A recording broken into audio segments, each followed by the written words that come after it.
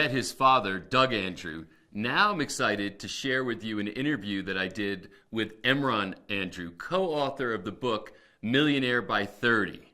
I have to tell you that it creates a new vision of possibility when you can see how someone starting out on their career, if they make a few of the right moves, can literally become a millionaire in their 30s. And that's what we cover in this particular conversation. And personally, I took this interview and this book and sent it directly to my college-age son so he can benefit from this information. And it's not only just for people who are in their 20s looking to be a millionaire by the time they're 30. I learned a lot for me personally from this interview. Well, Emron, I'm excited to have this conversation because I find that the book that you co-authored speaks to what is a really large audience, which is this idea of not waiting till you're old and gray to get wealthy, but the title of a book you co-authored is Millionaire by 30. Yeah, it was interesting when we wrote the book. I was surprised to find out that most Americans don't really start saving until they're usually over the age of 50, 55 when they start really looking at their finances and understanding how money works and how valuable it really is to start younger. Because I mean, it's really the biggest factor when you look at the compounding and the miracle of compound interest. It's really time. And if you just give yourself just a little bit of extra time. And it's amazing, you know, we even addressed it in the book. One of the first things we address is the fact of getting started early.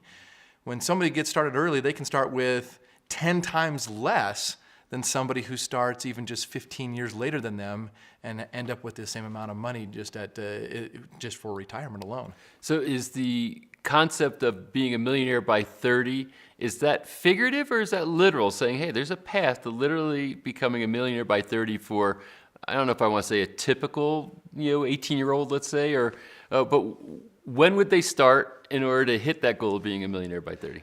Excellent question, Patrick. I mean, it was both definitely figuratively, but also literally. We showed in the book, we showed exactly how you can, the pathway, and it's just one pathway of how to get to a millionaire by 30. Whether starting, usually we looked at about a high school, college grad, so sometime between the age of 18 to 22, and really looking at the different strategies that you can employ to be able to achieve even that millionaire status by age 30, or at least within your 30s. And it's defined by $1 million net worth, basically, right? Yeah, absolutely. Yeah, at least have $1 million net worth by 30, or at least in your early 30s. And can you maybe highlight some of the milestones along there or the themes? Yeah, I mean, when we really look at the overall and the highlight and the real theme of the whole idea or the whole book is the idea that wealth and the creation of wealth and the establishment of becoming, like, say, $1 million. We discovered, and I was taught early on from my dad, that it's not so much the club or the investment vehicle that you choose that's going to create the wealth. It's more in the swing or the strategy. So he would always use an analogy all the time. I mean, if you were to enter into a professional golf tournament, what would you rather have? Somebody like Phil Mickelson or Jason Day, would you rather have their clubs or their swing? Right. And it's obvious we'd rather have the swing, because the swing is what's worth the millions and millions of dollars. So one of the biggest things to really hit that millionaire by 30, the first milestone is the mindset. You have to go in and have the correct mindset and start thinking, well, how do millionaires think? What is the mindset I need to have? The seeking for opportunities and seeing opportunities and being able to seek those opportunities. And not only that, but then grab the right mentors and push yourself forward to that goal. And what is that mindset? So you say you gotta have a millionaire mindset. So is it something more than just the fact that I have a desire?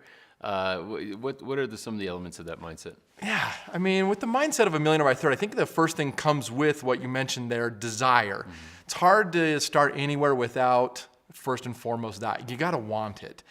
But then once you want it, it really starts to go into now the thinking process, and it's really a possibility thinker. Sometimes it's referred to, and we'll refer to it as an abundance mindset rather than a scarcity mindset. Usually, a lot of times, and we do see it in our society, sometimes in order to feel like to get to $1 million, I can win, and therefore somebody else has to lose. And yet, generally speaking, we find that not to be true. For the masses, it's an abundance. It's the easiest path to hit a millionaire status, especially by 30, is amongst that abundance mindset. It's a win-win situation. And when you can create those win-wins, it can actually catapult you faster because you're bringing other people along with you to that status as well. So it's usually not a journey, a solo journey. People sometimes can do that, but we find it's so much easier when you take it and bring others around you along with you. You achieve it, and it has a lot more meaning, because money's not really what it's all about. It's the millionaire mindset is the fact that it's really not about the money. I mean, that's what you'll really find about, especially millionaires that you seek, that have the difference between a millionaire that has happiness and a millionaire that doesn't really seem to be happy.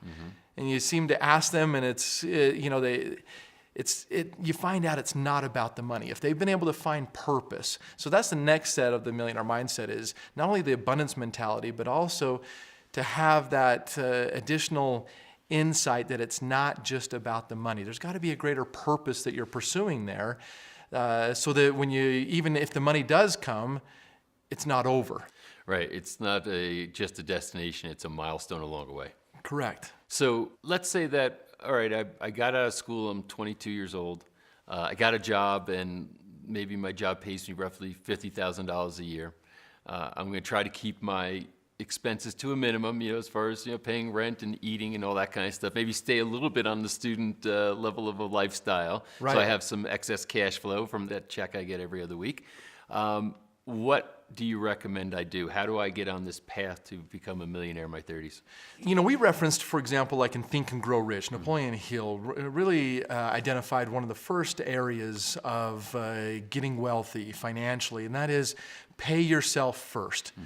And you need to understand what that means. So as you get the job, if you're making $50,000, obviously sit down and budget. Whether that's as simply as pulling out the old envelope system, and just putting your money, cash in different envelopes, assign the envelopes to certain things, and to be able to track your money, where it's going. So first and foremost, gain clarity on, well, what's going on with my money? And number two, again, start by paying yourself first. Set aside those savings so you get them going and working for you, even if it's a small number. Again, a lot of people think they've got to wait till they have thousands of dollars to save every month. Otherwise, it's not really worth it. And no, we disproved that. We showed that if you get started at, say, 2022, just saving $100 a month, if you start saving $100 a month at age 22 versus somebody who waits until they're 35, the 35-year-old, I believe, will have to set aside almost 10 times as much money, $1,000 a month, just to catch up to the 22-year-old at age 60. So does that reference then this concept of compounding interest and how much impact it truly has? It does. One of my favorite people in history, Albert Einstein, fairly smart guy, but he stated over and over again that compound interest is the most powerful force in the universe. And if we could really understand compound interest, it could really catapult us. In fact, I don't know if it was him or somebody else would often reference that if the human race really understood compound interest, if we really got it and understood it, we could eradicate poverty off the face of this earth in less than one generation. And is interest and taxes almost the opposite of compound interest as far as its impact? Oh man, you bring up an excellent point with taxes. Taxes is kind of it is a destroyer of compound interest, or it is a eroder. For example, we'll look at the simple math. If you take $1 and you double it, you now have $2. Right. Double the 2, you now have $4. Right. Double the 4 goes to 8, 16, 32, 64. You double $1 20 times and you'll end up with $1 million. But if you want to see what taxes do to your growth, if you have to pay taxes on your growth every time you grow your money, well, if you go from $1 to $2, and let's say you assume you just have to pay just 25% in taxes. Well, if you have to pay 25% in tax on your growth, you're going to end up with $1.75. Double the $1.75 and pay tax on just the growth. Double that, tax just the growth. You do that 20 times, and instead of having $1 million, how much do you think you would end up with? Haven't done the math, but $500,000, 600,000? That's most people that respond with probably about $500,000 to $600,000. When in reality, just at a 25% tax rate, you would only have a little more than $72,000. Wow, it almost doesn't seem logical, but I'm sure the math is right. So basically, you're saying, hey, double a dollar 20 times with no tax, you got your millionaire. $1 million. Yep. With 25% tax, which a lot of people like myself pay much more than 25%, especially between state and federal tax and other such taxes. The difference is $1 million to $72,000. To $72,000. That's a taxed as earned strategy. So if your strategy is taxed as earned, then yeah, it completely erodes away the miracle of compound interest. So a lot of people will get stuck in the short term because the miracle behind compound interest is time. And most of us don't look to the next 10, 15, 20 years. We look at the next 6 months, 3 months, 1, 2, 3 years at the very most. And really, we got to look beyond that to see that miracle of compound interest and what's really going on. And it is flabbergasting. Most people look at it and they have to go do the math themselves just to make sure it is. So you definitely want something that's more either tax-free or tax-deferred. I mean, tax-deferred is better than taxable, and tax-free is even better than tax-deferred. So now, on the same journey, you've got some money that you're allocating as savings, in your 20s. And what do you do with that little bit of money you're saving? So as you're saving it, I mean, I would save it in an area. Again, if we're looking at the swing, the strategy, what is the right way to look at? You're going to want to adhere to and make sure you're saving it in a way where we can try to eliminate losses. Warren Buffett states his number one rule to money is don't lose the money, right? And then he follows up with rule number 2 is don't forget rule number 1, right? And so losses have the biggest impact on your money more than gains do. So again, looking at this, if you were to experience if you had a certain amount of money and you went up, you gained 50%, and then you followed it with a 50% loss. But then you gained 50% trying to recover, but then you lost 50%. I mean, if you go up 50, down 50, up 50, down 50, most people will tell you, where are you at now? Break even. Yeah, most people say you're broken even. You're not, though. You're less than where you started because of the funny math when it comes to money. Most people are taught, how do you calculate an average in math class? Well, you add them all up and divide by the number. But you can't do that when you're looking at growing your money. It works differently. For example, if you had $100,000 and you gain 50%, you now have 50% gain on 100,000 is going to be 150,000. Yeah. And then you lose 50% of that. Now, what's half of 150? You're losing 50% of a bigger number, so you're down underwater. 75,000. Yeah, you're down at 75,000. Then you gain 50%, but you're only earning 50% on 75,000. So you're up to 112, 250, and then you lose 50%. So you're down at $53,000. Whereas most people, they'll look at their financial statements even, and it will say you've got an average return of 0 when your actual return was negative 43.75%. And so those are different characterizations, right? You have average rate of return, and then you have actual rate of return, and so they try to almost fool you. It's like sleight of hand, the average rate of return. Yeah, I mean, most people are familiar with average rate of return. Just add them up and divide by the number. It's easy to slide the hand along there, and easy for people just to accept it. And the funny thing is most professionals think that that's legitimate. Right. And it's not. Whenever you add a negative in there, you have to throw that math out, and you have to look at the actual return, not at the average rate of return.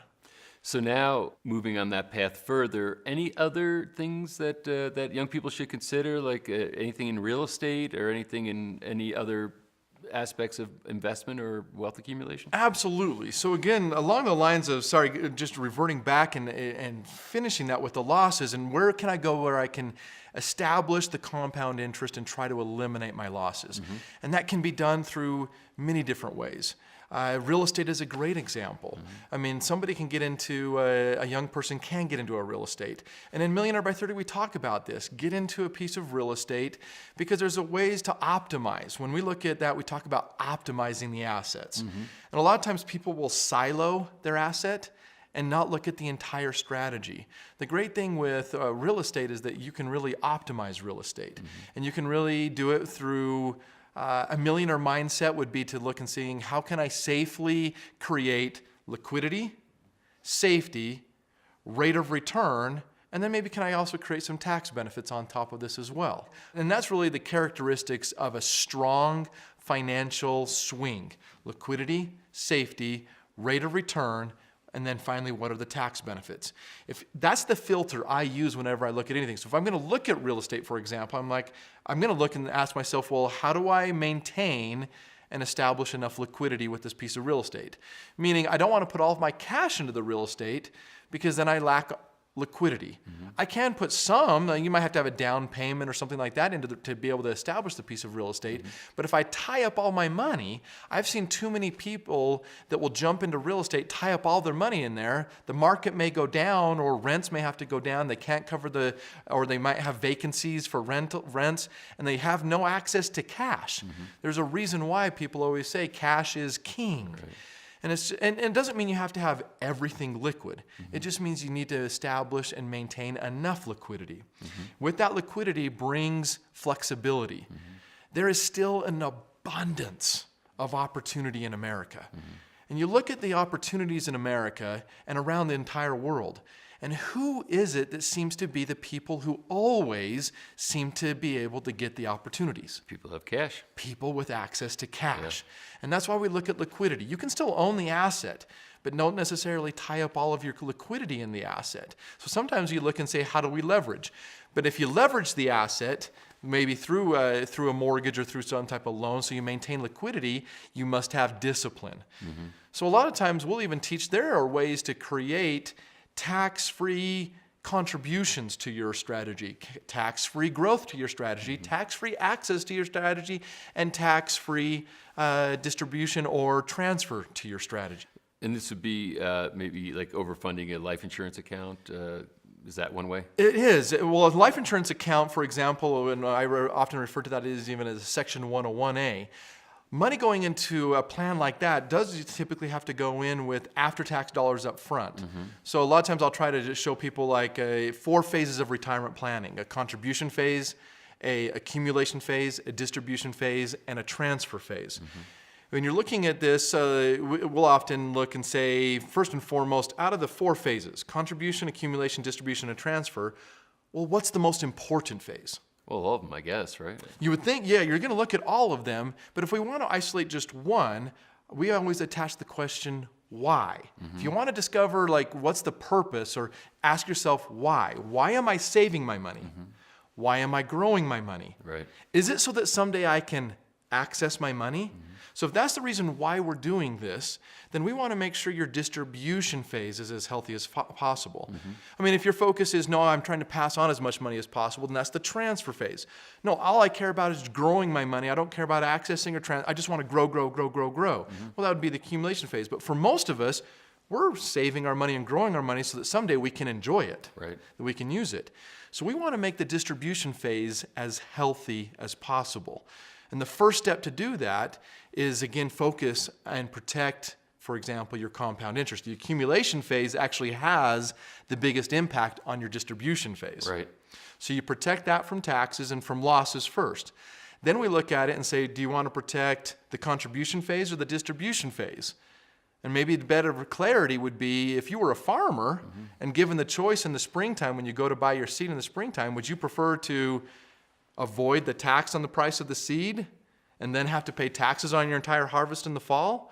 Or would you choose to go ahead and pay the tax on the price of the seed in the springtime and thus enjoy your harvest tax-free in the fall? Which makes a lot more sense, obviously, the latter. It does. Yeah. And the traditional planning in our country, retirement planning in particular, tells us to do the exact opposite. Protect the seed, and then you got your accumulation also protected, but now we're having to pay it all in the distribution phase, which is the phase we're doing this for. So we look at it like you mentioned, a maximum funded insurance plan is the exact opposite. We'll go ahead and pay it on the seed, and then we can enjoy our growth tax-free, we can access it tax-free, and transfer it tax-free. And then some people ask, well, can I have my cake and eat it too? Can I even get the contribution tax-free? And there is no investment out there that I'm aware of. There is no club or investment that I'm aware of that can give you what I would refer to as 4 green circles. It doesn't exist. Or in fact, I sometimes joke, there's no legal investment, right, that can create 4 green circles. You're not proposing anything illegal, I'm Correct. assuming. Okay, good. But then people often ask, well, why doesn't somebody like a Mitt Romney, for example, not pay more in taxes? Well, it's because him and other millionaires and billionaires are pursuing 4 green circle strategies.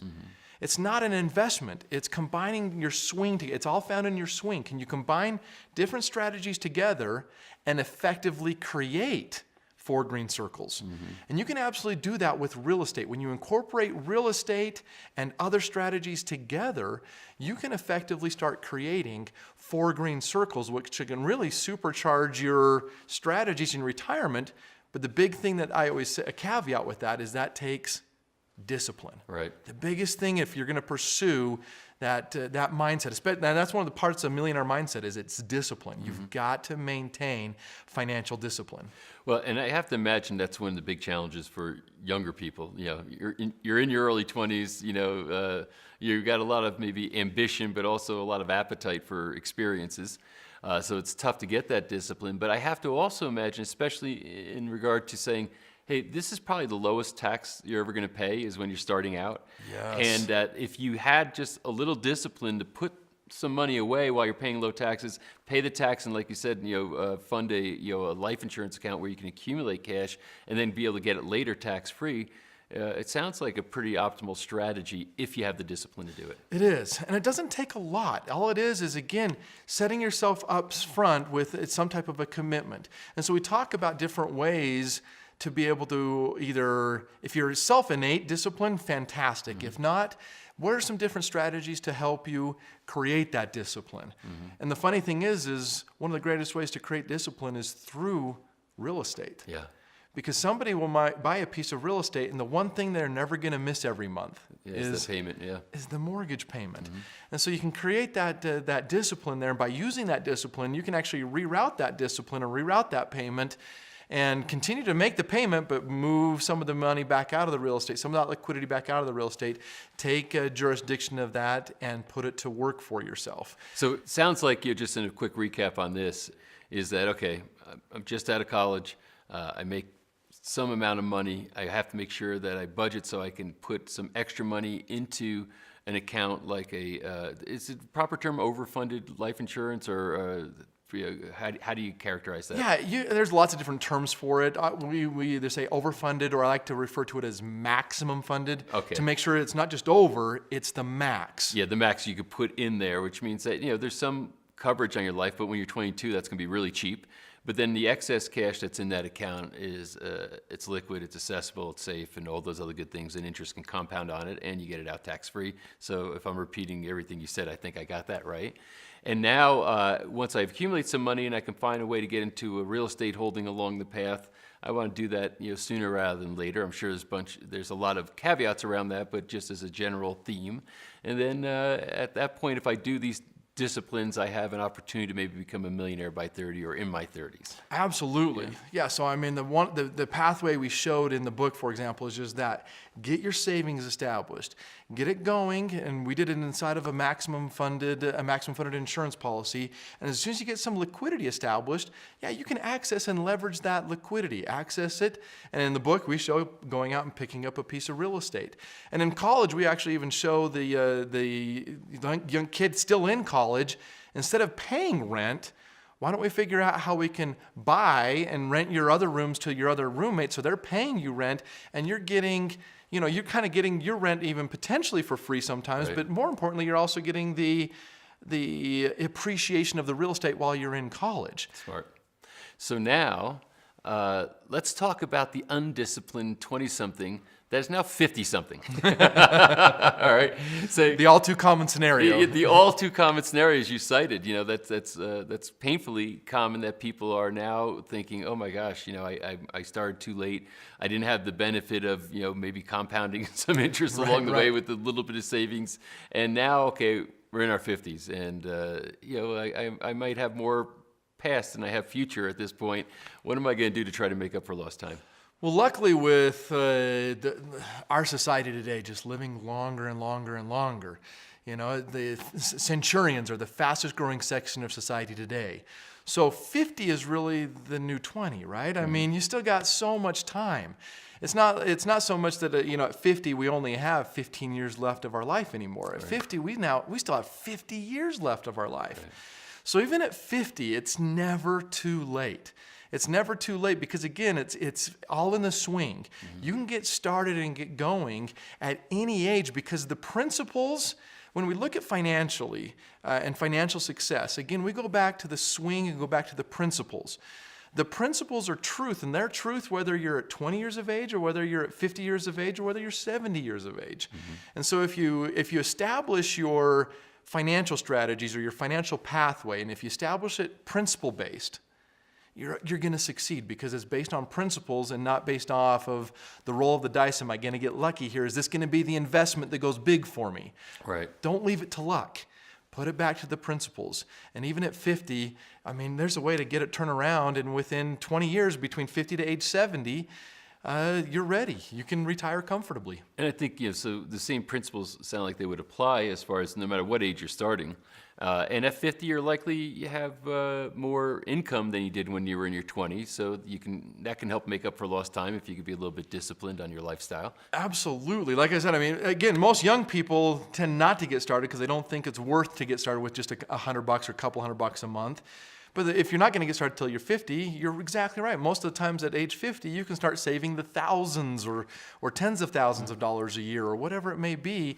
You've got the capacity now to supercharge the contribution phase. Right. So we can supercharge that contribution phase to really then take your accumulation phase from that point to the rest of your life. Well, let's get out of the abstract and get to the personal. Okay, so we've been kind of abstractly talking about these figurative people in these varying predicaments or opportunities.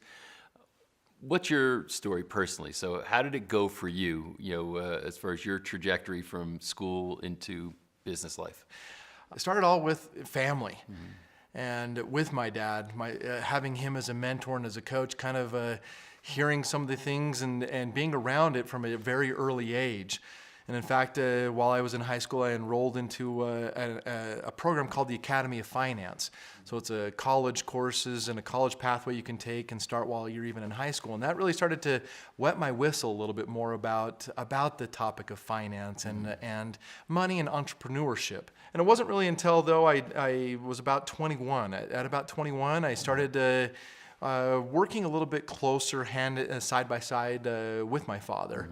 I also got married at 22. So I got married at 22, and with my new little sweetheart, I really actually initially in the first few months violated my first principle, and that was just out of ease. We rented an apartment. And I think I probably made my dad cringe a little bit by paying rent for a little while rather than just throwing money down the drain. Right. But I tried to get out of that as quickly as possible. So we did rent just to try to be able to be patient, because that's also the first thing I learned also with real estate is be patient. Don't just jump in and get anything. So we rented for a little while we were patient, trying to find the right purchase.